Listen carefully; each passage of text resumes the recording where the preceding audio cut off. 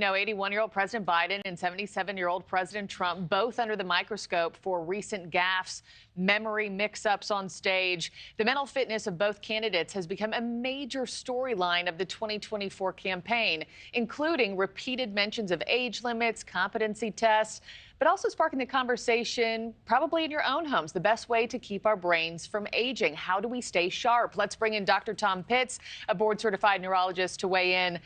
Dr. Pitts, happy Monday morning to you, sir. Before we get to solutions and being proactive, just quickly, what is going on inside of our heads over the decades that causes us to slowly lose our mental acuity? Happy Monday to you too, Markie. This is one of my favorite topics. I deal with it all the time as a neurologist. So what's happening essentially is over time, dementia is a blanket term for multiple diseases, but the most common one, of course, is Alzheimer's. So generally speaking, you're losing the ability to clear metabolic debris, and it accumulates abnormal proteins, and that shrinks and wears down the brain over time. Now, there are some people that will have shrinkage and degeneration of the brain, but will not have Alzheimer's, and we call that mild cognitive impairment. But in all events, in all time, you will eventually shrink the size of your physical brain. Brain down. Yeah, the train is slowly leaving the station for all of us at some point or another. Just a matter of time, I guess. There are so many factors at play here, right, that contribute to your cognitive well-being. I mean, how much control do we actually have in our own longevity and performance there? For sure. I mean, the one thing I'm going to say that you probably don't have control of is genetics, right? However, I have this conversation with patients when they say, do I have a genetic problem? Everybody in my family has Alzheimer's. I'm kind of like, well, you might be right and wrong. So a genetic Alzheimer's is relatively rare. That's like, 1 to 2% of Alzheimer's cases. But you can have many genetics that cause other problems that lead to Alzheimer's. Vascular disease risk factor. We have the APO family genes that cause high cholesterol, sleep apnea, and that will all go on to fracture sleep, social engagement, mental health, physical health, and ultimately growth. And that's what leads to these degenerative processes. Yeah. What's the top thing we should implement today, like right now, that has the greatest impact long term? Okay, ready? Cutting out non-processed foods, cooking and sleeping well, and exercising. Okay.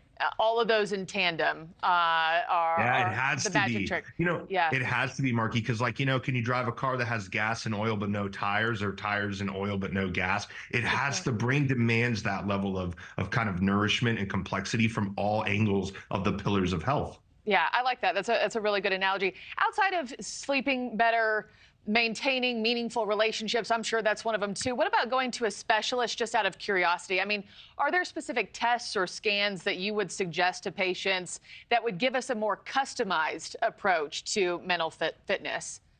Absolutely. Like Nikki Haley mentioned a competency test kind of. So if you did have suspicion, what would we do with the patient, right? If there were some cognitive concerns either by family members of the patient, a competency test is a little different. That's if you understand what I'm saying to you in the hospital to make your own decisions, or if I need like a proxy for you. But generally speaking, what we would do is start with a sleep study, blood work to look for mimics. So vitamin B12 deficiency, thyroid can all affect brain function. We would get an EEG to rule out seizure activity or abnormal brain activity, and brain imaging like MRI or nuclear med. But what I would say is the most important test would be neuropsychological testing. That's what I think Nikki Haley means. That's a 4-hour battery with a neuropsychologist, and they test attention, concentration, memory, speech, word retrieval, and they can tell you, are you more on a mild cognitive age-related path or more on a dementia pathway? And if you do have dementia, what kind it is and how severe it may be. Single-handedly the most valuable test. You read my mind, doctor. When you bring up Nikki Haley, I was going to ask you, I don't mean this in a political way, but just from, a neurologist yourself, when she says she wants Trump and Biden to take those competency tests, and she's passing them out, at rallies, is that the best way to determine mental acuity? Like, are you sitting at home watching this and listening to it and saying to yourself, yeah, that's actually probably a really good idea, or no?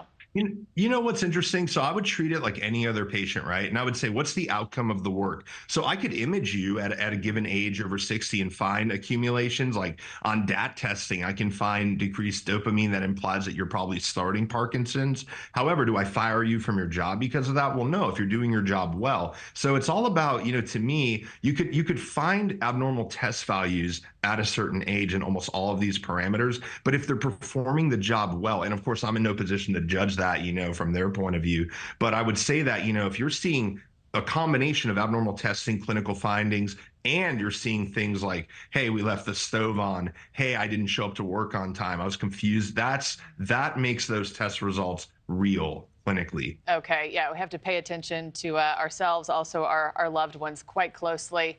Thanks for watching, everybody. Go to joinnn.com to find NewsNation on your television provider. Also, don't forget to click that red subscribe button below to get more of NewsNation's fact-driven, unbiased coverage.